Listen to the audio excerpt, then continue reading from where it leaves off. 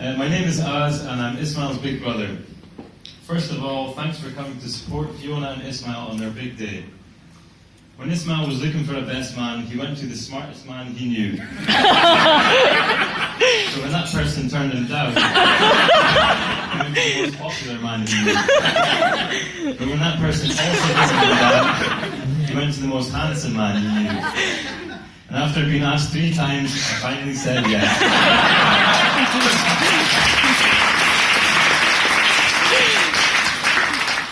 I did take some convincing though.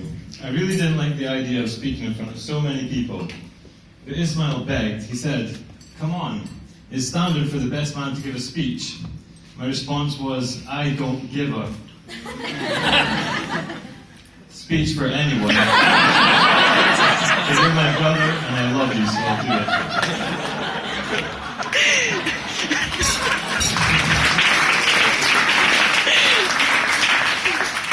I remember the day 28 years ago when my mom came home with my baby brother Ismail. I was speechless. To be fair, I couldn't talk yet.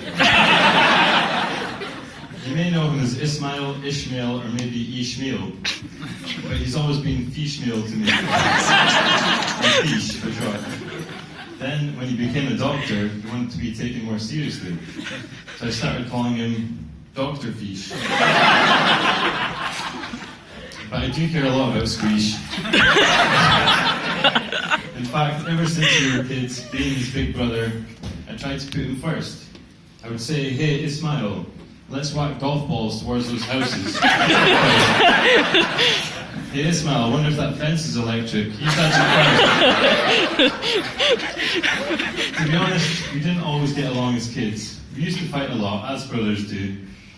And in those moments, if you saw my anger towards him, it might not have been obvious that I loved him. But to know how I really felt, you only had to see how much more angry I was if anyone ever messed with him. However, we weren't always fighting. We had some great times together as kids. One of my favourite memories is when we used to jump up and down in our beds, using our pillows as pretend guitars. Then we'd shout, "Swap guitars!" Switch pillows, beware.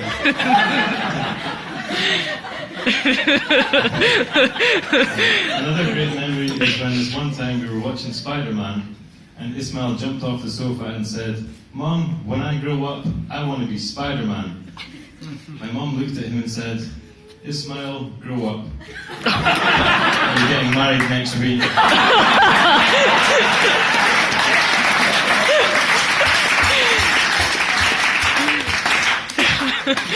So I think we all know that Ismail likes to dress smart.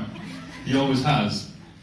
In fact, when he was in nursery, my big sister and I were in primary school and we had to wear uniforms. But he didn't think it was fair that he didn't get one. So he put on a waistcoat and a bow tie and wore them to nursery every day. And he wondered why I bullied him.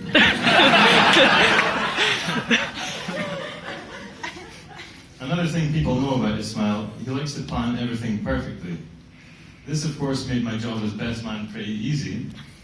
In fact, I think he would even give his own best man speech if he could. But to illustrate my point, here's a good example. Back when Ismail was in secondary school, my sister Hannah found a wee note with Ismail's handwriting scribbled on it. This is absolutely true, by the way. The note said, "Study medicine, graduate by age 23, buy a house, marry another doctor by age 30, have kids shortly after." They crushed it.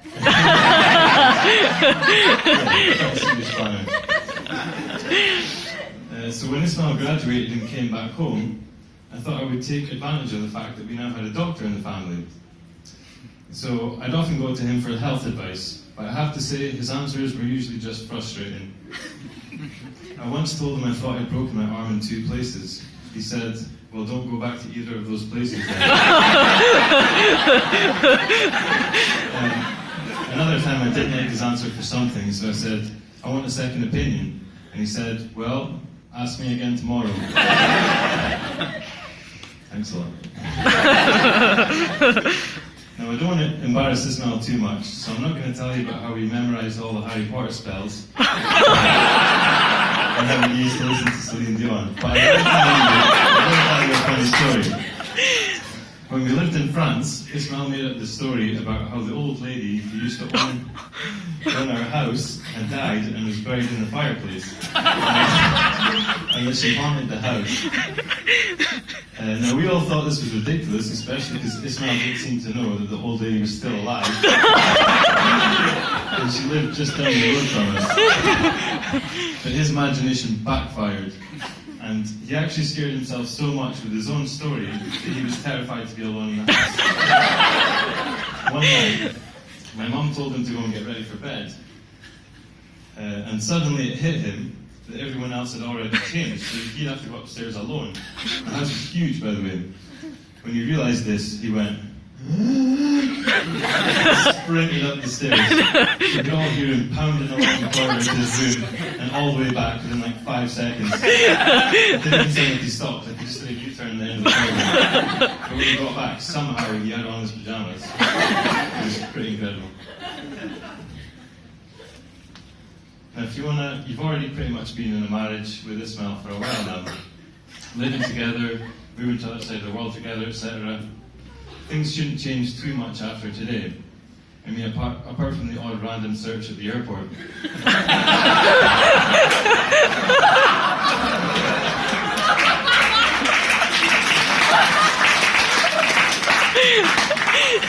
So there might be a few other things you have to get used to being married to an Algerian. For example, he might yell on the phone when there's no emergency. He might use this hand gesture a lot. If he's watching football, don't be surprised if he chucks his shoe at the TV. When you go shopping and decide to buy fruit, he might bash it for about 10 minutes to make sure it's good. Also, you might find yourself hoovering up more pistachio nut shells than most people consider normal. And you might have to go to a wedding because his cousin's aunt's daughter's cousin's cousin is getting married. Oh, and by the way, Fiona, I sent your burqa in the post.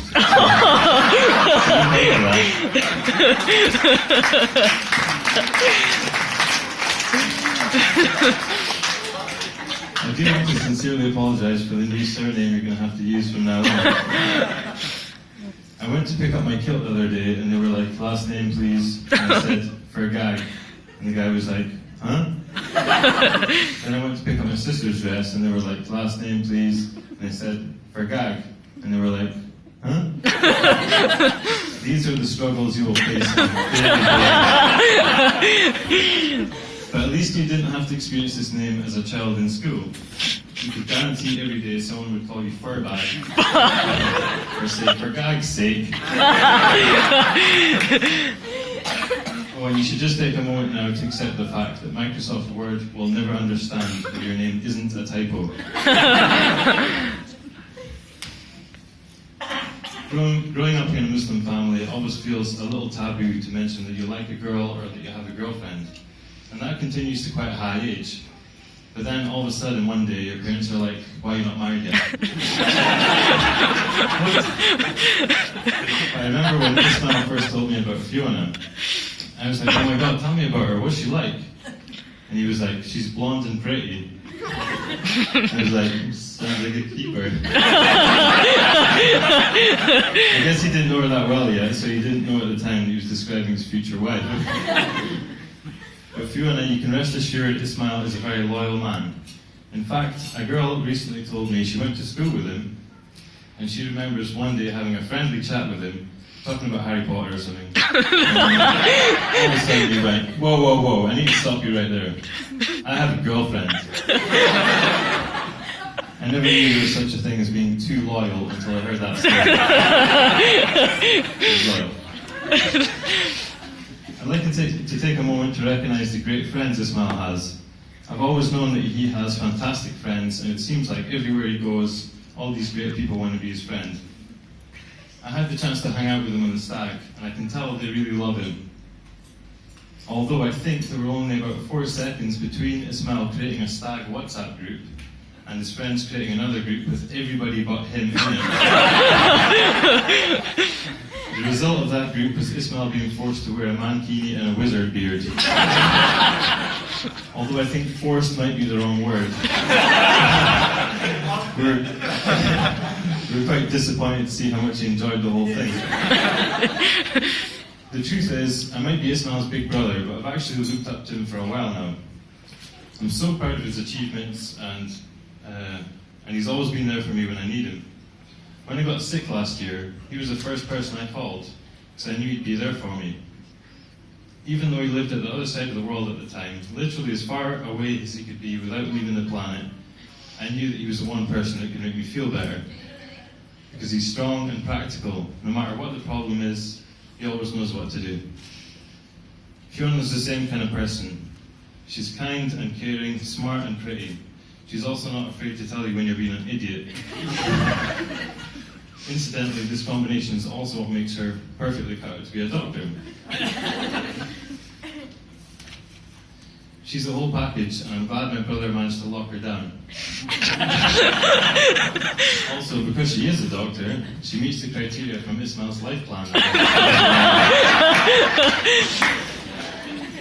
I used to think 3 sisters were more than enough, but I couldn't be happier. Sorry. I couldn't be happier in the fact that I now have 5. Don't forget you, Jen. I think Fiona and Ismail are a perfect match, and they'll make a good team. Also, she'll look great in that burqa I sent. So I want to say thank you to all those who helped to make the arrangements for this beautiful wedding. I'm using that terminology just to keep my dad happy, because technically that makes this an arranged marriage.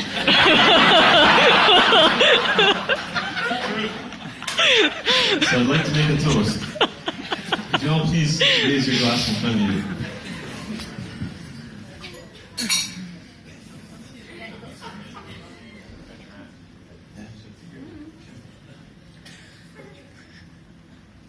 Fiona and Ismail, I hope you have a long and joyful life together. And I also want to pay tribute to the wonderful people who couldn't be here today, because I know they would have loved to support you on this special moment in your lives. I love you both very much, and congratulations to Fiona and Ismail.